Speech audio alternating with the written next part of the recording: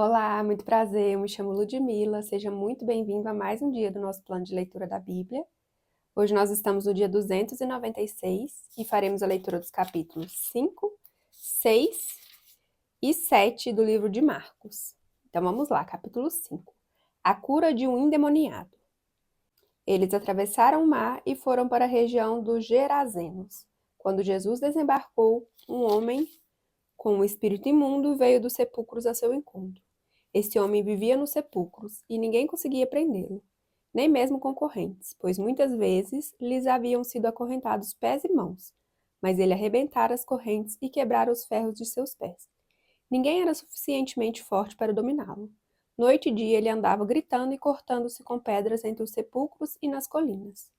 Quando ele viu Jesus de longe, correu e prostrou-se diante dele, e gritou em alta voz: Que queres comigo, Jesus, filho do Deus Altíssimo? Rogo-te por Deus que não me atormentes. Pois Jesus lhe tinha dito: Saia deste homem, espírito imundo. Então Jesus lhe perguntou: Qual é o seu nome? Meu nome é Legião, respondeu ele, porque somos muitos. E implorava Jesus com insistência que não os mandasse sair daquela região. Uma grande manada de porcos estava pastando numa colina próxima. Os demônios imploraram a Jesus: Manda-nos para os porcos, para que entremos neles. Ele lhes deu permissão e os espíritos imundos saíram e entraram nos porcos. A manada de cerca de 2.000 porcos atirou-se precipício abaixo, em direção ao mar, e nele se afogou. Os que cuidavam dos porcos fugiram e contaram esses fatos nas cidades e nos campos, e o povo foi ver o que havia acontecido. Quando se aproximaram de Jesus, viram ali o homem que fora possesso da legião de demônios assentado, vestido e em perfeito juízo, e ficaram com medo.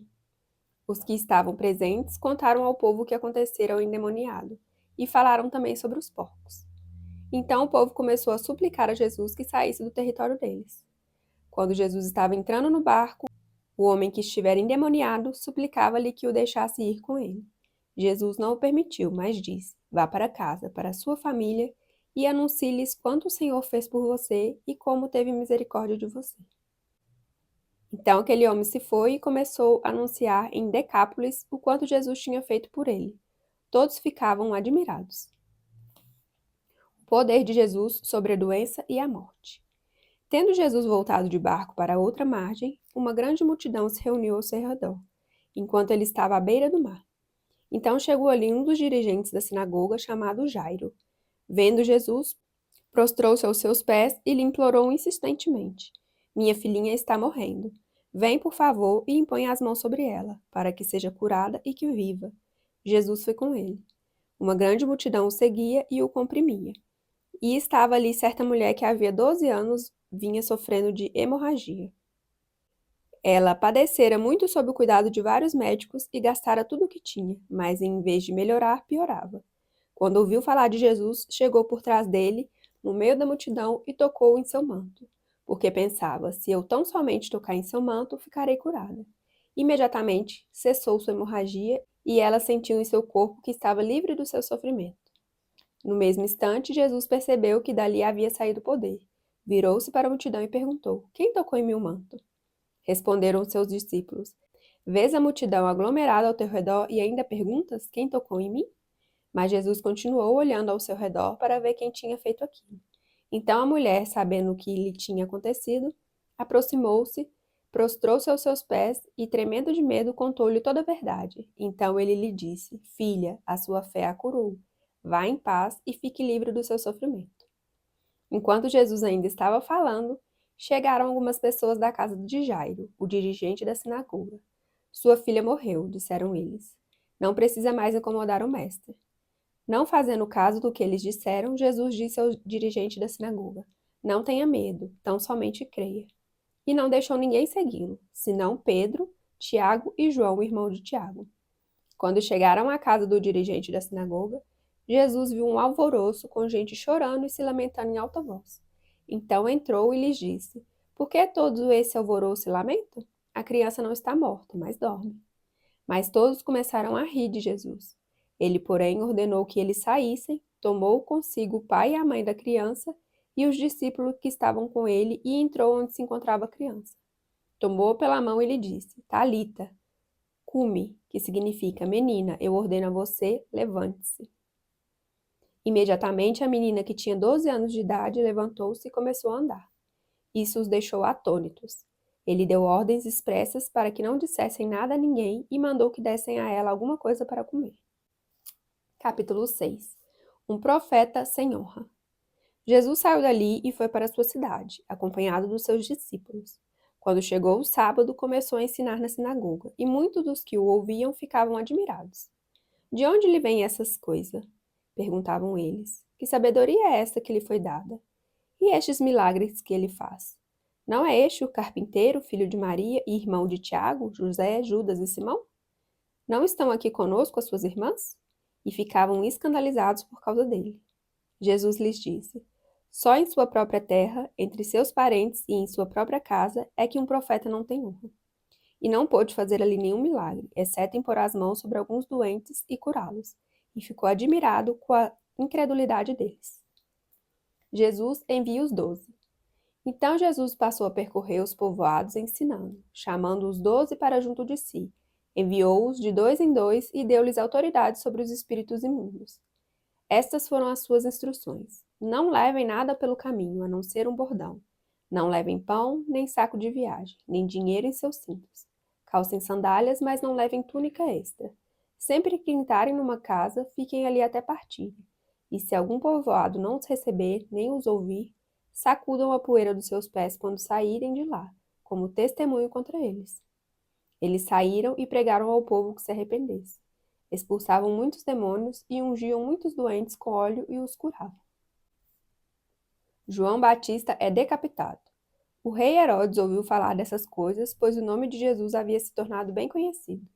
Algumas pessoas estavam dizendo: João Batista ressuscitou dos mortos, por isso estão operando nele poderes milagrosos. Outros diziam: ele é Elias, e ainda outros afirmavam: ele é um profeta como um dos antigos profetas. Mas quando Herodes ouviu essas coisas, disse: João, o homem a quem decapitei, ressuscitou dos mortos. Pois o próprio Herodes tinha dado ordens para que prendessem João, o amarrassem e o colocassem na prisão, por causa de Herodias, mulher de Filipe, seu irmão, com a qual se casara. Porquanto João dizia a Herodes: Não te é permitido viver com a mulher do teu irmão. Assim, Herodias o odiava e queria matá-lo. Mas não podia fazê-lo, porque Herodes temia João e o protegia, sabendo que ele era um homem justo e santo. E quando o ouvia, ficava perplexo. Mesmo assim, gostava de ouvi-lo. Finalmente, Herodias teve uma ocasião oportuna. No seu aniversário, Herodes ofereceu um banquete aos seus líderes mais importantes, aos comandantes militares e às principais personalidades da Galiléia. Quando a filha de Herodias entrou e dançou, agradou a Herodes e aos convidados. O rei disse à jovem: Peça-me qualquer coisa que você quiser e eu darei. E prometeu-lhe sob juramento: Seja o que for que me pedir, eu darei, até a metade do meu reino. Ela saiu e disse à sua mãe: Que pedirei? A cabeça de João Batista, respondeu ela. Imediatamente a jovem apressou-se em apresentar-se ao rei com o pedido: Desejo que me des agora mesmo a cabeça de João Batista num prato. O rei ficou aflito, mas por causa do seu juramento e dos convidados, não quis negar o pedido à jovem. Enviou, pois, imediatamente um carrasco com ordens para trazer a cabeça de João. O homem foi, decapitou João na prisão e trouxe sua cabeça num prato. Ele a entregou à jovem e esta a deu à sua mãe. Tendo ouvido isso, os discípulos de João vieram, levaram seu corpo e o colocaram num túmulo. A primeira multiplicação dos pães. Os apóstolos reuniram-se a Jesus e lhe relataram tudo o que tinha feito e ensinado. Havia muita gente indo e vindo, ao ponto de eles não terem tempo para comer. Jesus lhes disse: Venham comigo para um lugar deserto e descansem um pouco. Então eles se afastaram no barco para um lugar deserto. Mas muitos dos que o viram retirar-se, tendo-os reconhecido, correram a pé de todas as cidades e chegaram lá antes deles. Quando Jesus saiu do barco e viu uma grande multidão, teve compaixão deles, porque eram como ovelhas sem pastor. Então começou a ensinar-lhes muitas coisas. Já era tarde, e por isso seus discípulos aproximaram-se dele e disseram: Este é um lugar deserto, e já é tarde. Manda embora o povo para que possa ir aos campos e povoados vizinhos comprar algo para comer. Ele, porém, respondeu: Deem-lhes vocês algo para comer. Eles lhe disseram: Isso exigiria 200 denários. Devemos gastar tanto dinheiro em pão e dar-lhes de comer? Perguntou ele: Quantos pães vocês têm? Verifiquem. Quando ficaram sabendo, disseram: 5 pães e 2 peixes. Então Jesus ordenou que fizessem todo o povo assentar-se em grupos na grama verde. Assim, eles se assentaram em grupos de 100 e de 50. Tomando os 5 pães e os 2 peixes, e olhando para o céu, deu graças e partiu os pães. Em seguida, entregou-os aos seus discípulos para que os servissem ao povo. E também dividiu os 2 peixes entre todos eles. Todos comeram e ficaram satisfeitos. E os discípulos recolheram 12 cestos cheios de pedaços de pão e de peixe. Os que comeram foram 5.000 homens. Jesus anda sobre as águas. Logo em seguida, Jesus insistiu com os discípulos para que entrassem no barco e fossem adiante dele para Betsaida, enquanto ele despedia a multidão. Tendo-a despedido, subiu a um monte para orar. Ao anoitecer, o barco estava no meio do mar, e Jesus se achava sozinho em terra. Ele viu os discípulos remando com dificuldade, porque o vento soprava contra eles.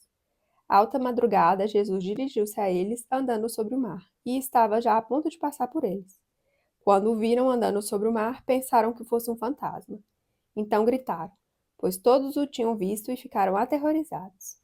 Mas Jesus imediatamente lhes disse: Coragem, sou eu, não tenham medo.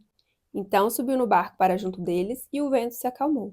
E eles ficaram atônitos, pois não tinham entendido o milagre dos pães. O coração deles estava endurecido. Depois de atravessarem o mar, chegaram a Genezaré e ali amarraram um barco. Logo que desembarcaram, o povo reconheceu Jesus. Eles percorriam toda aquela região e levavam os doentes em macas para onde ouviam que ele estava. E aonde quer que ele fosse, povoados, cidades ou campos, levavam os doentes para as praças. Suplicavam-lhe que pudessem pelo menos tocar na borda do seu manto, e todos os que nele tocavam eram curados. Capítulo 7. Jesus e a tradição judaica. Os fariseus e alguns dos mestres da lei, vindos de Jerusalém, reuniram-se a Jesus e viram alguns dos seus discípulos comerem com as mãos impuras, isto é, por lavar. Abre parênteses. Os fariseus e todos os judeus não comem sem lavar as mãos cerimonialmente, apegando-se assim à tradição dos líderes religiosos. Quando chegam da rua, não comem sem antes se lavarem, e observam muitas outras tradições, tais como o lavar de copos, jarros e vasilhas de metal. Fecha parênteses. Então os fariseus e os mestres da lei perguntaram a Jesus: por que os seus discípulos não vivem de acordo com a tradição dos líderes religiosos, em vez de comerem um alimento com as mãos impuras? Ele respondeu: bem profetizou Isaías acerca de vocês, hipócritas. Como está escrito: este povo me honra com os lábios, mas o seu coração está longe de mim. Em vão me adoram, seus ensinamentos não passam de regras ensinadas por homens. Vocês negligenciam os mandamentos de Deus e se apegam às tradições dos homens.